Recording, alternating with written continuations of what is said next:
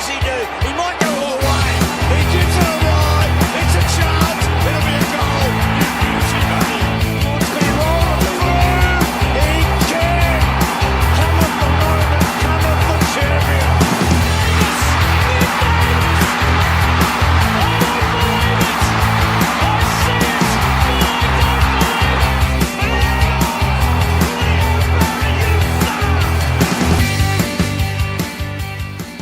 It's a strange feeling for everyone, to be honest. I mean, you have a great win, and you know, you really reached down into the depths of your character for that win, and we were thrilled with it. You come off the ground, and Alex has got a suspected ACL on his good side, and so everyone's a bit sort of digesting that, including Alex. It's a strange feeling. True grit, backs to the wall, up against it with just 2 men on the bench. 2 more rounds to go, 2 more wins, that's the equation. You are listening to the Swans Blog's SwansCast, the #1 Sydney Swans fans podcast. In this week's episode, we will review the Swans' incredible victory against the Demons at the MCG on Sunday night. We'll talk about Alec Johnson's tragic 6th ACL injury. We'll give you our Sunday champion and villains, discuss the selection of players, and review the Swans' unbelievable win. I'm Justin Mitchell, and with me is SwansCast regulars Josh Maher and Stephen Park. Josh, how are you going after that win? I'm a little bit conflicted, to be honest. I was up and about and really happy, but gee, AJ's knee, the good knee going again, has broken me. Yeah. I'm a little bit flat. And Stephen, how do you take that match? Is it a bit of a bittersweet victory? Yes and no. I'm utterly devastated for Alex Johnson, but the victory, I think, wouldn't have actually occurred if he hadn't have got injured. I truly believe that. It's a fair point to make, and it's something that I did observe at the ground. The Swans were probably being beaten a little bit early in the game, and after he went off, there was clearly a lot of devastation, and the players were very flat. But they just went bang at the start of the second quarter, and they were instantly on, and it just looked like they'd fired up, guys. Yeah, totally agree, Justin. It really made it look like it, and especially in that second quarter, after they come out after that quarter-time break, it was just bang, bang, bang. Right on the money, really lowered their eyes, hit pinpoint targets, and just looked like a good, well-rounded team.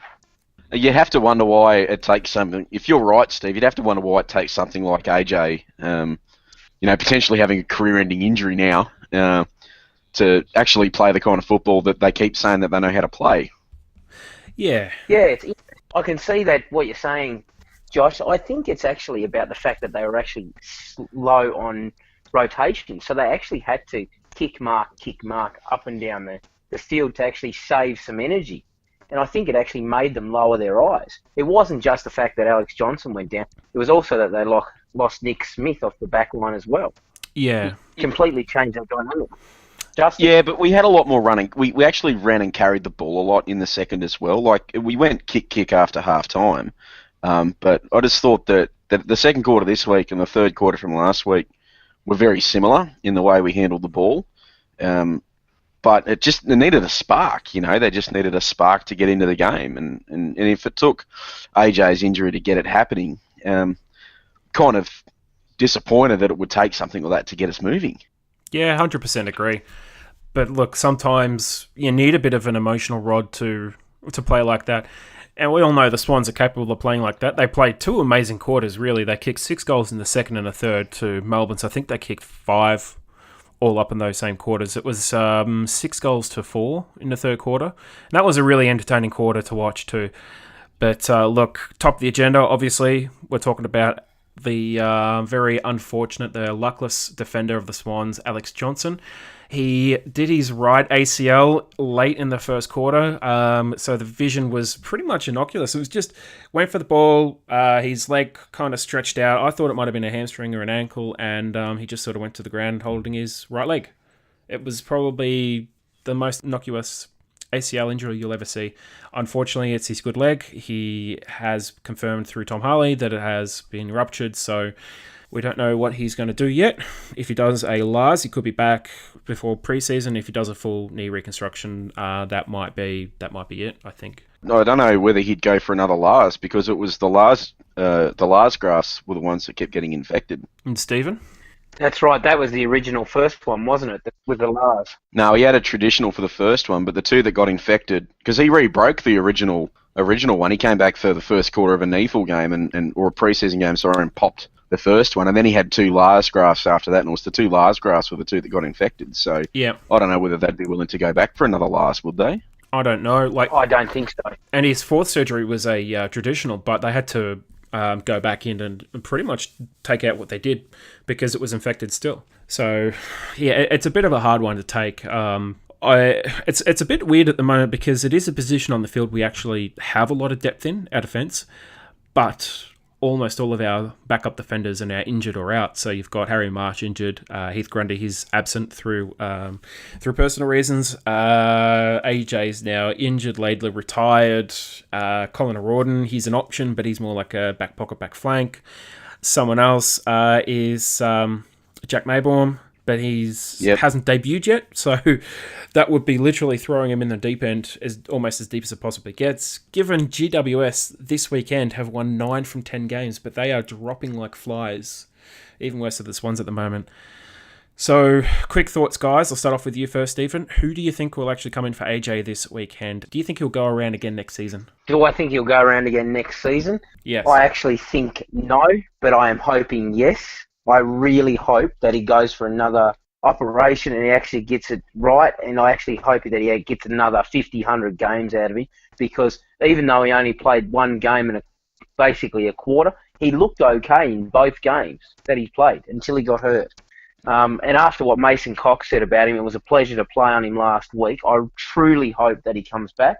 The person that I think that will actually come in, and this is going to shock you, but I actually reckon they'll bring Darcy Cameron in, and they will actually play him in the ruck, and they might play the big sinkers down back. That would be an interesting position change.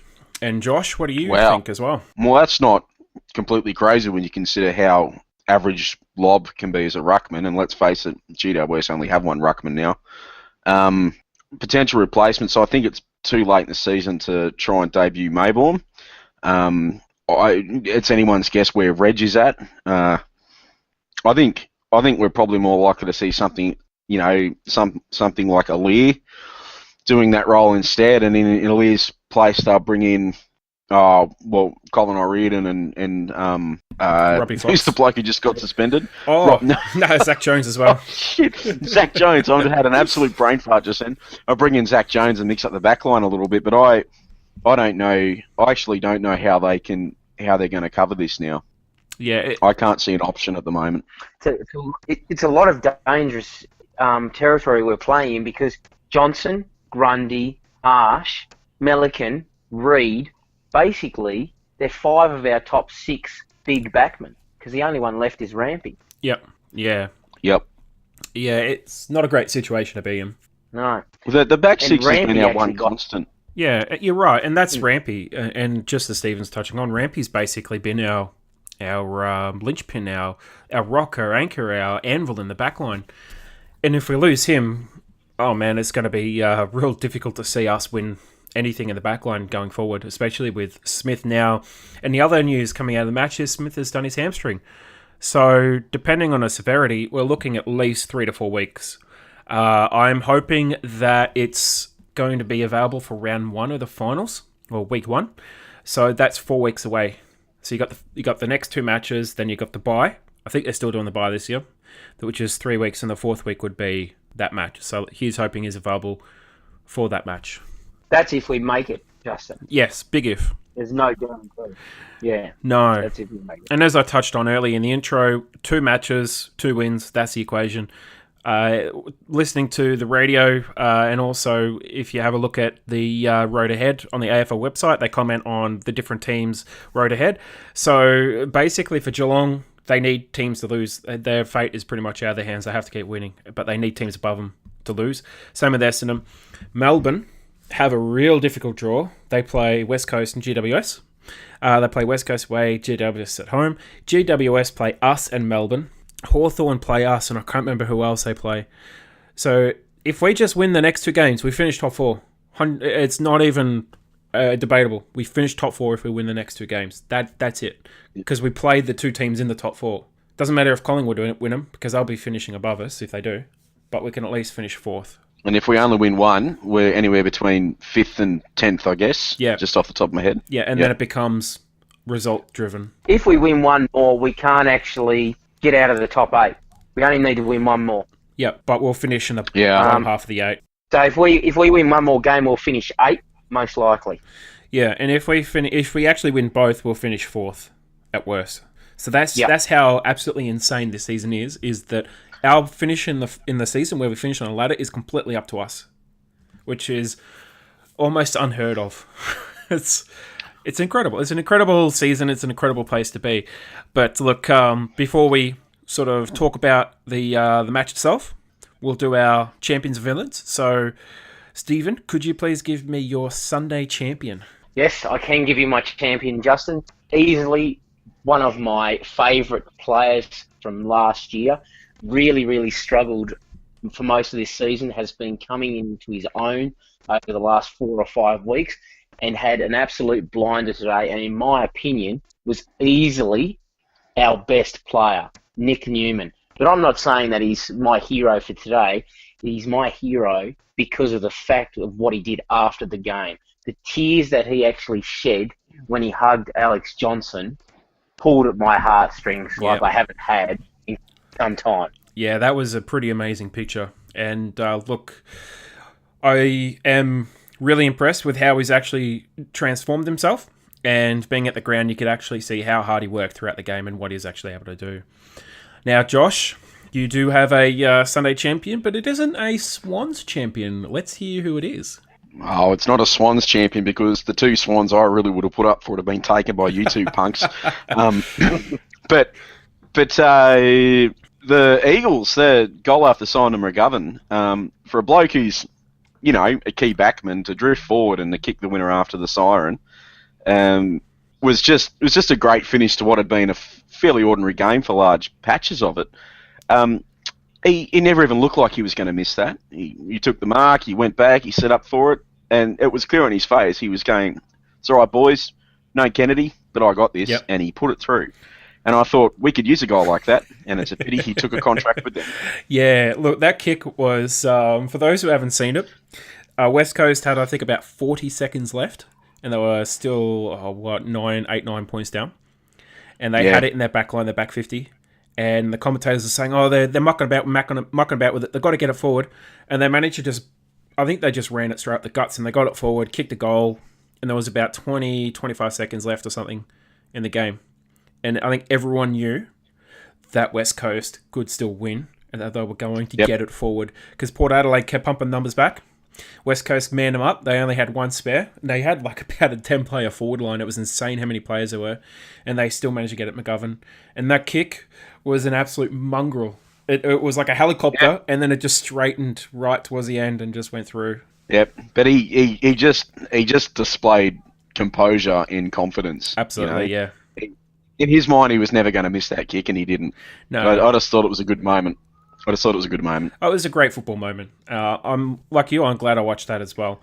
Now, I do have a Sunday champion, and I'd like to know what you guys think about this one. Stephen, you first. But my Sunday champion happens to be the guy who is probably going to win Mark of the Year. His last quarter was about as good as it gets. As good as Aaliyah has been, I reckon this particular guy gave him a run for his money. And that is Isaac Heaney. Kappa! Woo! Sorry. What he did in that last quarter, he took 3 clutch marks. He managed to spoil, I think it was Pennison or McDonald when they were clear on a lead, when they would have gotten easy inside 50. He managed to spoil him. And he outbodied, I think it was McDonald a few times as well. He was amazing, Stephen. What do you think? I thought he was an outstanding player in that last quarter. His performance, his composure, the way he handled himself, the way he took those marks, the way he led the back line was terrific. In saying that, I think it was 1 quarter that he played exceptionally well, and the other 3 were reasonable. But yes, I can understand why he was your Sunday hero. Yep. Now, look, straight into villains. So, just as I finished off, I'm going to kickstart it. Now, my villain is the injury god. Damn him, damn into hell. You maniac! You blew it up! Damn you! Damn you all to hell! How bad is our luck at the moment? I mean, AJ struck down, Smith struck down, our spine's been devastated throughout the year. You could look at other teams like Collingwood and GWS. They have just been ravaged by injury, West Coast and North Melbourne at times. And then you look at Richmond. They've had like barely anything the whole season. Nothing. Bashahuli, and they haven't even missed him. Exactly. So look, my villain this week is injury god. Stephen, your villain, please. I've actually got two. I've actually changed mine a bit, Justin, since we talked about it. So I'm actually going to mention these, and they're both to do with the Coleman. So my first one. Yep. My first one is Jack Rewald. Yeah. Now, Jack Rewald is a Tasmanian, and while I love to see a Tasmanian out in front, Jack Rewald has taken over my favourite Tasmanian in Ben Brown. Well, they're actually equal at the moment, but I actually am even more concerned, and my big villain is actually Buddy Franklin. While I actually hope that he wins the Coleman, I actually think he had only one thing on his mind today, and I think it actually put so much pressure on him. That's the reason he was so wayward today, because he was missing goals and going for goals that he normally wouldn't. He didn't look for his teammates at all. So I actually say Buddy is my number one villain this week. Yeah, it's not a bad one to have. Ooh. Not a bad one. Look, he did a lot of good work, and he was getting a lot of the ball, and he was doing a lot of good things with it, but some of those shots on goal were just unrealistic. And he was calling for it in positions that he had no right to call for it. Especially that one in the last quarter, when he called for it in the last quarter, and he was about 65 metres out. There was about 6 demons between him and the forward 50 arc. There was no way he was getting a shot on goal. So it was a bit disappointing. Yep. He got a bit selfish, didn't he? Oh, he was selfish, boy, all game long. Now, Josh, I know you weren't at the game, but this one rings true. And for any of the Swan supporters who are at the game, they're going to appreciate this one. Could you please give us your Sunday villain? Oh, my Sunday villain, I reckon there's about, 20 to 30,000 of them. All those flogs who supported the Melbourne Demons at the MCG today with their booing, carrying on rubbish. Yes. Yes. I don't know whether they just decided that they barrack for a shitty team, or they hate life, or there wasn't enough cheese for their cheese platters, but they just carried on like a bunch of flogs, and I didn't like it at all. Yeah, at the game it was incredible. The first touch that Franklin got, the first thing you heard was just boos, constant boos. Yep. And as the match wore on, constant boos. So yeah, look, 100% agree. Isn't that the third match in a row Buddy's been booed? Yeah, it is. Yeah. What's going on? Opposition teams just boo him, just like some of the other players that got booed in history. I don't think it's racially motivated. I think they're trying to boo him to put him off. No, I think there's this perception out there that he doesn't, that the match review officer goes a little bit soft on him, and it probably picked up. He was a bloke from Freo where he actually knocked a tooth out when he was trying to break through that tackle. Yeah. I can't remember his name.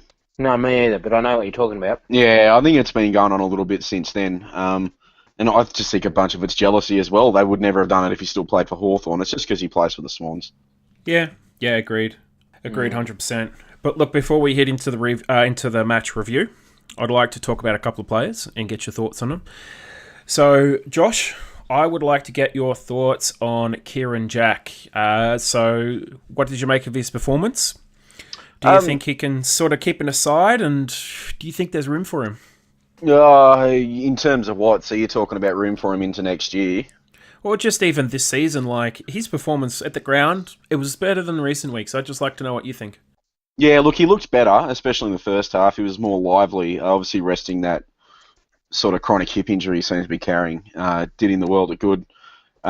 His disposal was pretty good. I think he was actually over 80%, and he had a couple of good quality inside 50s.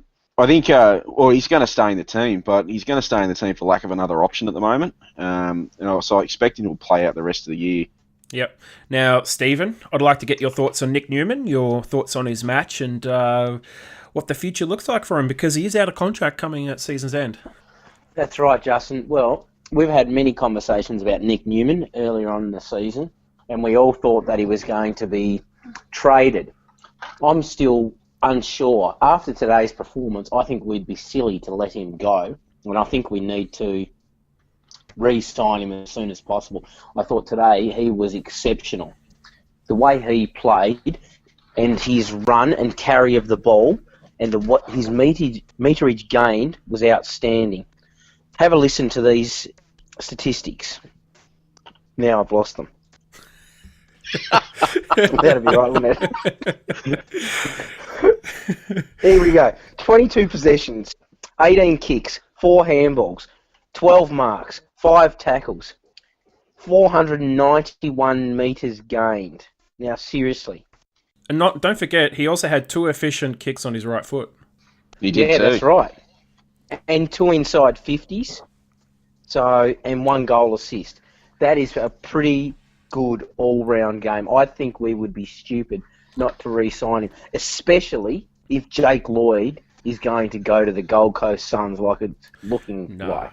I reckon that's a load of hogwash. But look, Josh, I'd like to get your thoughts on Aaliyah. He had a pretty impressive first half. The Demons, they targeted him in the second half. They made him defend, but I think also with Johnson going off. So let's have your thoughts on Aaliyah's game and what his future looks like. Well, he just re-signed a 3-year contract with us, so he's hanging around for a while. I can't, it's actually funny. You could say that they've actually sent someone to him to force him to defend more one-on-one and take his intercept marking out of the game, and they did a pretty good job of it. But that's also a bit of a compliment, isn't it? That someone's finally gone, we have to man that guy up down there. So maybe you could argue that perhaps he was a little bit down from he has been the last few weeks, but he still had a hell of a first 3 quarters. And he was still made some really important moves in that last quarter as well.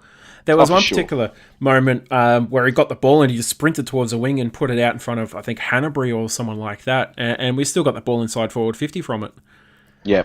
Yeah, he's just, he's proving now why he's, we were talked about him all year and listen to you guys talk about it in the back of last year, how he's a unique talent and we really need to hold on to him. I'm absolutely stoked he's re-signed for 3 years. Yep. But he's going to be I imagine he's going to be a fixture in our backline for the next decade, I would hope. Yeah, definitely all hoping. Well, he'd be about 34, 35 by then, so maybe not next decade. Stephen, your thoughts on Dan Hanbury, his game, and also his future, because by all counts, St Kilda are swooping, but we say nay to those rumours. Right. I actually say yes to those rumours. Okay, I think you've said enough. Here's my argument.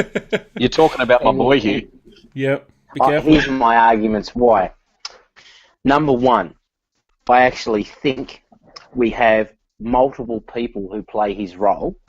While I think he's a great player, while I think he's okay, I do not think his hand passing or his kicking is that good. While we need him at this particular moment, I totally know why we're playing him now, but I can also see why the Swans would consider trading him out if it was for the right piece of machinery that they need, e.g. a tall, strong backman or an outside running midfielder and an early draft pick.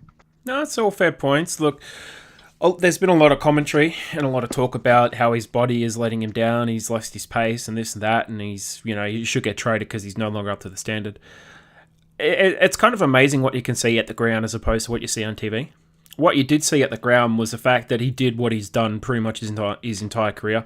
He ran from contest to contest. He was literally our +1 at almost every single contest on the field when he was on the field. It was just good to see him back playing, I'd say probably about 80% injury-free, 85% injury-free. And he's going to get better.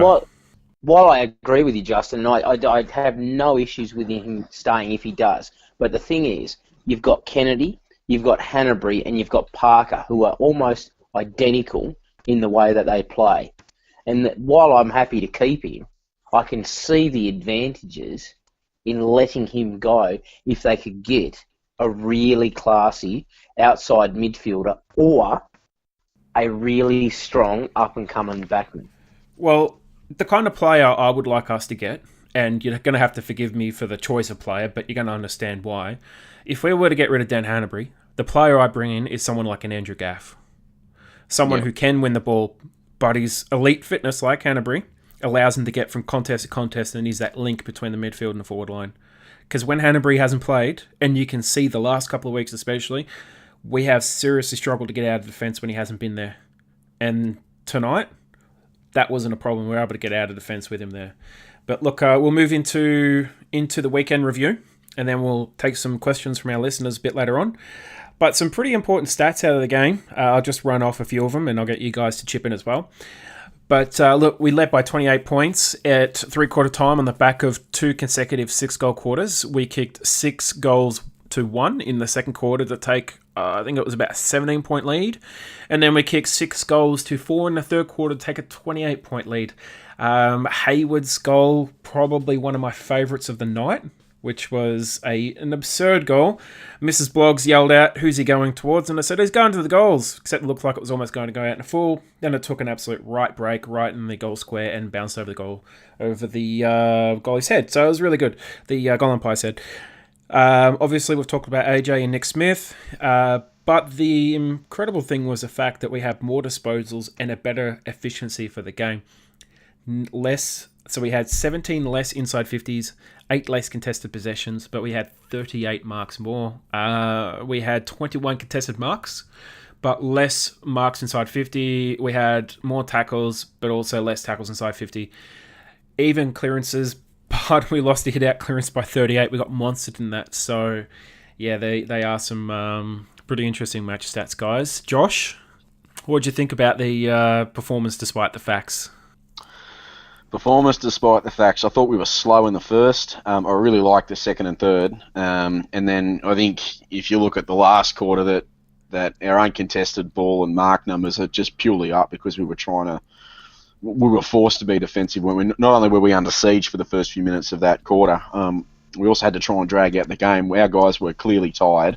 So anything to try and hold the ball up and save time was needed. So I'm not really sure the numbers are a real reflective maybe what we can do, but probably reflect more what we had to do on the night. Yeah, and Stephen? While it was a great game, the second and third quarters were very, very strong. It was obvious we were out on our feet. My biggest concern coming into finals, if we make it, is our ruck stocks. And the reason I say that, Sinclair has been an awesome warrior this year, but when he gets towed up by a ruckman, our midfield struggle, and it was just luck happened today that I actually don't rate Melbourne's midfield at all. Clayton Oliver's okay. Dom Tyson's mediocre. But outside of that, I don't actually think they have a lot of in and under players and players who can run and carry. And I just think that was the reason we were so lucky. Because you think about it, how many times did Max Gawn just hit it straight to one of his team constantly? They just would fumble or drop the ball away. So if we actually come up against some good ruckmen. Yeah, look, he got a couple of monster hit-outs as well, where he's able to slap it about 15, 20 metres. And if you look at the teams above us, as far as rucks go, we've got... Who have we got above us straight away? We've got GWS, Richmond, West Coast, Hawthorn, and Collingwood. So obviously Collingwood's... Out of the top 6, Collingwood's easily got the best ruck. Well, they've got the best ruck division by a mile. I mean, it's not even a contest. The other best rucks in the league are below us, and they might not even play finals. So I think at the moment we're kind of going to be okay. We just need to compete, and I thought tonight we did really well in that regard. I think I'm going to disagree, mate. I don't think you're giving the Demons midfield enough credit. For their run and carry and their clearance work. I think they've got the best percentage in the comp at the moment, and they're the leading clearance winners for the comp as well. Either that or they're second on that ranking, so they can extract it. They just weren't allowed to extract it as often as they normally do tonight. Okay, Josh, can I ask you this question then, Josh?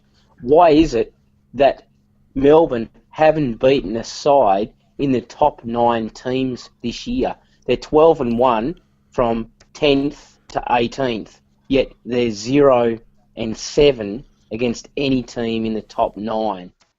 The reason, I actually think the reason is it's mental application for them. When it doesn't go their way, they blow up. Blow up, and you start seeing what they were doing in the second half. They start doing what we do when we're under pressure. They started dump kicking it in to their forward 50, and we just picked it off.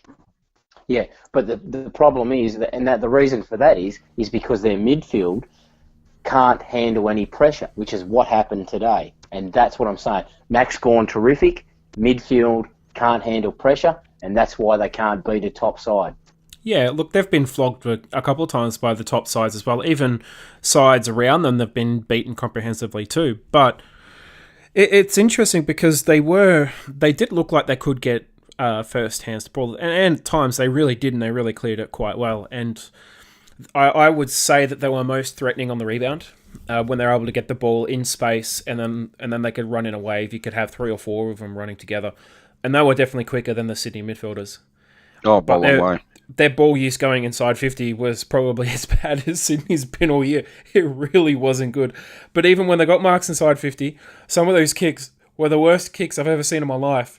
Hogan's kick on the full was the funniest thing I've ever seen. It was unbelievably bad. So they shot themselves in the foot, and all you can do is... He's got form for that, though. Hogan spraying a shot. That was a good Max Gawn kick, by the way. Hogan spraying a shot like that out on the full. That's actually vintage Hogan. Oh, yeah. You just haven't seen it this year. That's actually quite normal for him. So the commentators are all up, all wondering where this came from, and I'm just thinking that's actually normal for him. Yeah, it was a bizarre set of football. It was essentially the same as us kicking 214 last year when we played them. And I remember I was at the ground laughing my ass off because there was no way we were going to lose the match despite us having kicked 2 goals 14. So, look, it's interesting the fact we're still losing, we're still getting crushed in the ruck contest, but we're still kind of breaking even. We did talk about on the preview podcast, Josh. We did talk about the fact that we needed to win or at least get really close to contested possessions and clearances. Do you think the Swans did that?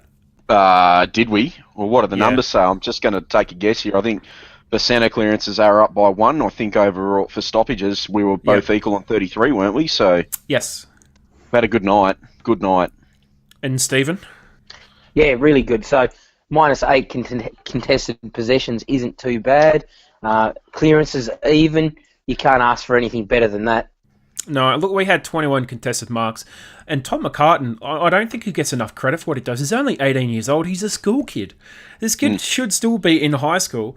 And he took 3 absolutely massive marks in the second half. Massive contested marks. There was one in the last quarter when he took it in defence. He was sandwiched between Callum Sinclair and Max Gawn, and he still outmarked them both. Man, how good He's was got an that? amazing version. I just love the kid. He's got an amazing vertical leap. Oh, mate, if you were talking about amazing vertical leaps, let's talk about Mark of the Year, Isaac Heaney. He literally jumped over Jesse Hogan, just and then sat on his head, took a screamer, and that's all she wrote. And then took an awesome mark in the goal square right at the end. And I don't know if you guys remember, but they, I think it was Garland or someone like that, had a shot on goal with about 4, maybe 3.5, 4 minutes remaining, and the Melbourne crowd started cheering. But guess who's sitting in the goal square? Our man, Isaac Heaney. Sitting in the goal square, and he marks it, and he just sort of strolls off. Oh, it was a great moment. You're clearly excited over there, aren't you? You're just all fired up for the little blonde guy. I like it. Mate, after hearing all the Melbourne ferals just screaming and carrying on and booing, screw them. Screw a lot of them. So, yes or no, will it win Mark of the Year? Josh? No. Oh, you reckon? No, it won't.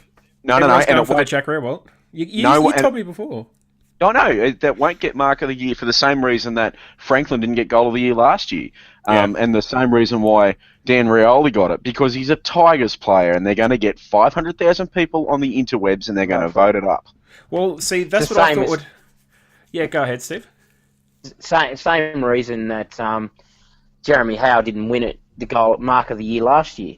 That was easily Mark of the Year, but yeah, it was because of the votes. That's it. It's stupid. It should be voted by people who know what they're talking about. Yeah, well, and you've got to remember too that Dan Rioli won Goal of the Year.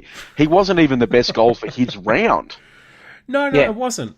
But, I mean, at least the AFL's come out and said now they're not going to let crowd actually vote because it was clear that the crowd had voted for Dan Rioli, the Richmond supporters. But I would have thought back in, I think it was round 2 or 3 when Luke Parker got the nomination, and Jack Riewoldt also had the nomination for Goal of the Year. And I thought, we were talking about this on the podcast, that there was a real risk that Parker wouldn't even get close to the vote. He won the vote with about 70 or 80%. Yeah, that's for Goal of the Year. I think there's a real shot at Heaney getting a nomination, and if he gets a nomination, it's hands down by a mile Mark of the Year. Someone would have to do something ridiculous like a Sampi over the pack kind of mark. It was, literally just be like on a hoverboard, an invisible hoverboard, just floating through the air, Jesus style. it was very Jezelenko, I thought. Oh, it was a screamer. Waiting for the old Jezelenko, you beauty. Wing position on the member stand side. Oh, Jezelenko, you beauty! I hope somewhere, in front of a TV with a beer or a wine in his hand, I hope Kappa sat all in a nice nod tonight and went, yep, he's worthy. That kid is worthy. Yep. Send him his pink Lamborghini while he's there. Would be nice. But he kicked a clutch goal as well. I think it was in the third quarter. Two. Yeah, but that one that was from about 50-55. Second quarter, I think it was. Yep. Yeah, it's just out, probably just outside his distance too, but he squeaked it over, so... Yeah. No, it was a great game. Look, he was, as you said, Steve and I agree, he was in and out as the match went on, but his move into the back line was inspired. It was probably one of the best coaching moves from John Limemeyer pretty much in his time at Sydney. That's how good it was. Yeah, and that's 2 weeks in a row they've made that move as well. Yeah. Yeah, I mean, we've always had the Chuck Sam Reed back, but I think I'd rather go with Chuck Isaac Heaney back. Yep. Not only can he mark it, but he can defend.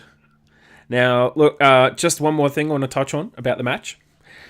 17 inside 50s to the deficit. I think it was 60 to 47. No, sorry, 60 to 43. That is an enormous deficit to still manage to win by 9 points and be up by 28 points at three-quarter time.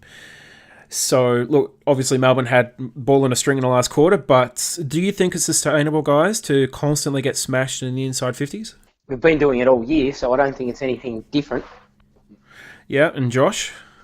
In the long run, probably not. I think we saw last year that we look a lot better when we're doing sort of 55 to 60 a game. Having said that, I think the number tonight probably is a little bit. Well, it's a little bit down because of our lack of rotations, and we were so stuffed at the end of the fourth. We probably could have got another, 5 or something in that quarter, but injuries meant that it just wasn't going to happen. I think it was probably enough just to hold on this week. Yeah, look, I'm just actually trying to look up the interchange stats right now, because usually here we go. Sydney had 71 out of 90, Melbourne had 74 out of 90.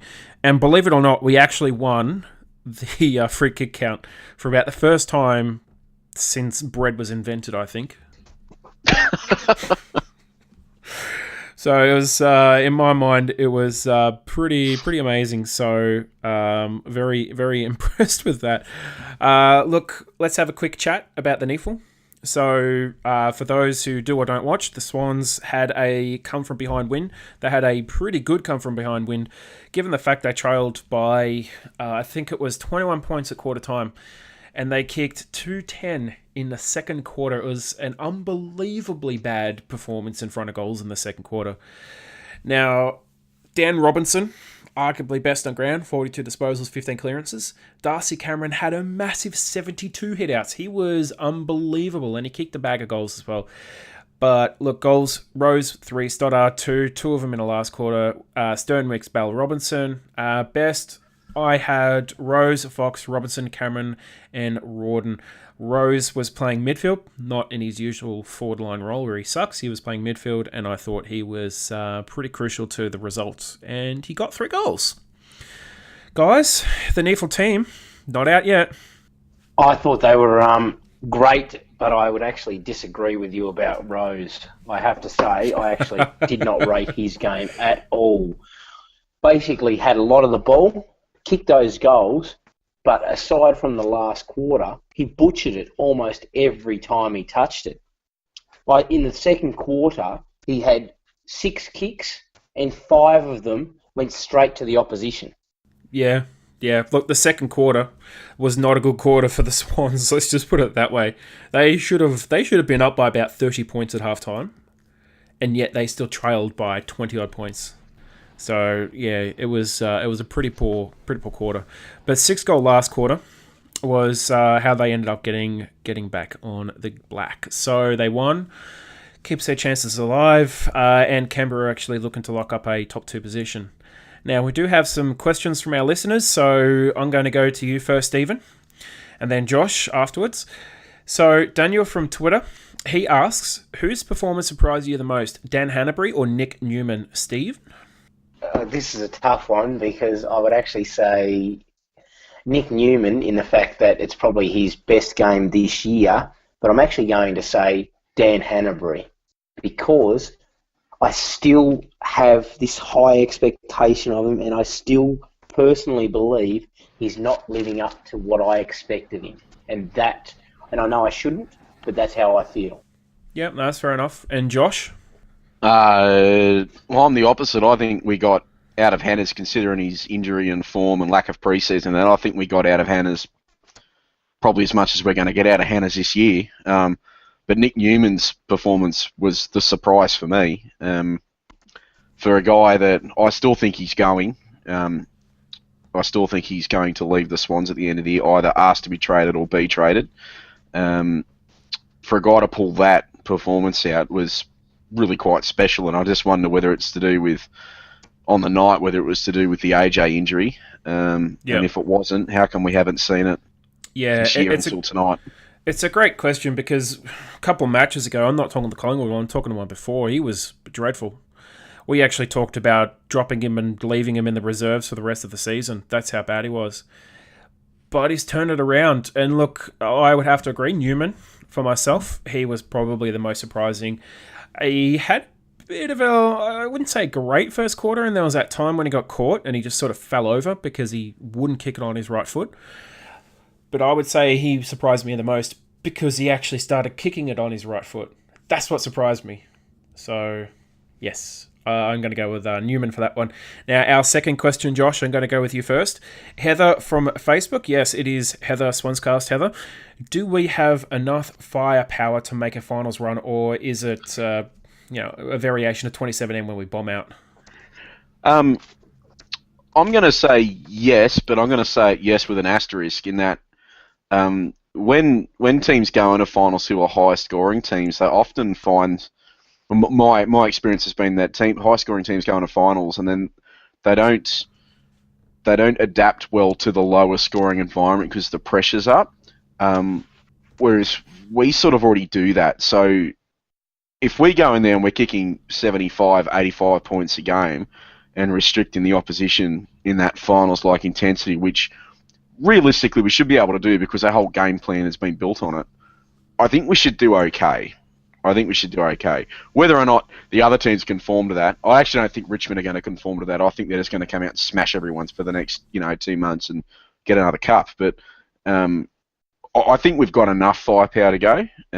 Whether or not we've got enough defence to go is probably a more important question at the moment. And Stephen? This is a difficult one because I know what my heart says and I know what my head says. So I'm going to go with what my head says. If we finish 7th or 8th. Interchange stats right now because usually here we go. Sydney had 71 out of 90. Melbourne had 74 out of 90. And believe it or not, we actually won the free kick count for about the first time since bread was invented, I think. So it was, in my mind, it was pretty amazing. So very, very impressed with that. Look, let's have a quick chat about the NEAFL. So for those who do or don't watch, the Swans had a come-from-behind win. They had a pretty good come-from-behind win, given the fact they trailed by, I think it was 21 points at quarter time. And they kicked 210 in the second quarter. It was an unbelievably bad performance in front of goals in the second quarter. Now, Dan Robinson, arguably best on ground, 42 disposals, 15 clearances. Darcy Cameron had a massive 72 hitouts. He was unbelievable, and he kicked a bag of goals as well. But look, goals, Rose 3, Stoddard 2, 2 of them in the last quarter. Sternwick's, Bell, Robinson. Best, I had Rose, Fox, Robinson, Cameron, and Rawdon. Rose was playing midfield, not in his usual forward line role where he sucks. He was playing midfield, and I thought he was pretty crucial to the results. And he got 3 goals. Guys, the Neefle team, not out yet. I thought they were great, but I would actually disagree with you about Rose. I have to say, I actually did not rate his game at all. Basically had a lot of the ball, kicked those goals, but aside from the last quarter, he butchered it almost every time he touched it. Like in the second quarter, he had 6 kicks and 5 of them went straight to the opposition. Yeah. Look, the second quarter was not a good quarter for the Swans. Let's just put it that way. They should have been up by about 30 points at halftime, and yet they still trailed by 20 odd points. So yeah, it was a pretty poor quarter. But 6-goal last quarter was how they ended up getting back on the black. So they won, keeps their chances alive, and Canberra are actually looking to lock up a top 2 position. Now, we do have some questions from our listeners, so I'm going to go to you first, Stephen, and then Josh afterwards. So, Daniel from Twitter, he asks, whose performance surprised you the most, Dan Hanbury or Nick Newman? Steve? This is a tough one because I would actually say Nick Newman in the fact that it's probably his best game this year, but I'm actually going to say Dan Hanbury because I still have this high expectation of him, and I still personally believe he's not living up to what I expected him. And I know I shouldn't, but that's how I feel. Yep, that's fair enough. And Josh? Well, I'm the opposite. I think we got out of Hannah's considering his injury and form and lack of preseason. And I think we got out of Hannah's probably as much as we're going to get out of Hannah's this year. But Nick Newman's performance was the surprise for me. For a guy that I still think he's going, I still think he's going to leave the Swans at the end of the year, either asked to be traded or be traded. For a guy to pull that performance out was really quite special, and I just wonder whether it's to do with, on the night, whether it was to do with the AJ injury. And if it wasn't, how come we haven't seen it this year until tonight? It's a great question because a couple of matches ago, I'm not talking the Collingwood one, I'm talking to one before, he was dreadful. We actually talked about dropping him and leaving him in the reserves for the rest of the season. That's how bad he was. But he's turned it around. And look, I would have to agree, Newman, for myself, he was probably the most surprising. He had a bit of I wouldn't say great first quarter, and there was that time when he got caught and he just sort of fell over because he wouldn't kick it on his right foot. But I would say he surprised me the most because he actually started kicking it on his right foot. That's what surprised me. So, yes, I'm going to go with Newman for that one. Now, our second question, Josh, I'm going to go with you first. Heather from Facebook. Yes, it is Heather, SwansCast Heather. Do we have enough firepower to make a finals run, or is it a variation of 2017 when we bomb out? I'm going to say yes, but I'm going to say yes with an asterisk in that when teams go into finals who are high scoring teams, they often find, my experience has been that high scoring teams go into finals and then they don't adapt well to the lower scoring environment because the pressure's up. Whereas we sort of already do that. So if we go in there and we're kicking 75, 85 points a game and restricting the opposition in that finals-like intensity, which realistically we should be able to do because our whole game plan has been built on it, I think we should do okay. Whether or not the other teams conform to that, I actually don't think Richmond are going to conform to that. I think they're just going to come out and smash everyone's for the next 2 months and get another cup. But I think we've got enough firepower to go. Whether or not we've got enough defence to go is probably a more important question at the moment. And Stephen? This is a difficult one because I know what my heart says and I know what my head says. So I'm going to go with what my head says. If we finish 7th or 8th, I think we will actually go further than if we finish 5th or 6th. So if we finish 5th or 6th, I think we'll bomb out in the first round of the finals because I just don't feel our game style and game plan matches playing at the SCG anymore. If we play a Melbourne-based team, then I think we will actually do quite well in that first week of the finals. After that, I say it's anyone's guess. The biggest issue for me is, as Josh just said, I'm not 100% certain we have enough backline depth at this particular point to get us through for the rest of the year. I think if we win one of the next 2 games, it will determine how well we go. If we don't win either and we scrape into the 8, it's a difficult one. I can't say, but my head says I think we'll bomb out in that first round. My heart says I think we can go all the way. Yeah, look, I'm a eternal optimist when it comes to the Swans. I think we're always going to win every game, every week, every year. When we lose, I'm a bit disappointed, but that's pretty much life, how it is. Do we have enough firepower? I don't know. We need more scoring options.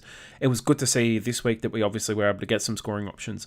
I think that more midfielders have to score, simple as that. And I think we need to be able to get some goals out of Ronk, Papley, McCartan and Hayward. We have to get more goals out of them. It's really good to see McCartan take really good marks, but he's got to kick at least 1 or 2 goals a week. Whether or not we get Sam Reid back, that's a big question. I think if we can get him back even in the finals, we just play him anyway, even if he's not fit. Just play him. We should have played him in the dice on him. We should have done it 2 years ago. So if he's ready to play, just put him in. Doesn't matter. Take someone else out. Doesn't matter who. Just take him out. I agree with you guys. It's not really the forward line. It's the defense, and we're kind of at a spot now where it's like, how deep can we really go based on what we got? If we come up against Richmond, I'm not confident because we're really short on depth at the moment. But guys, that's it for tonight's show. Thank you so much for coming on. Appreciate it. No worries. Thanks, Justin. It's always a pleasure. I've missed actually being on the last few weeks while you've been away, mate. That's for sure. Yeah, it's been a bit tough getting back into it since we come back, but now we're back at full swing. So, as always, guys, and thank you for listening. We are on social media, Twitter, Facebook, Instagram, with the tag The Swans Blog. You can always get in contact with us during the week using the hashtags SwansCast and SwansCast Extra. We will be back on Thursday night to look ahead at the week that is, which will be GWS. And we also have Hawthorn in 1 week's time. So, until next time, boo! Stuff the Hawks. Until next time, go Swans. Go Swannies. Go the Bloods.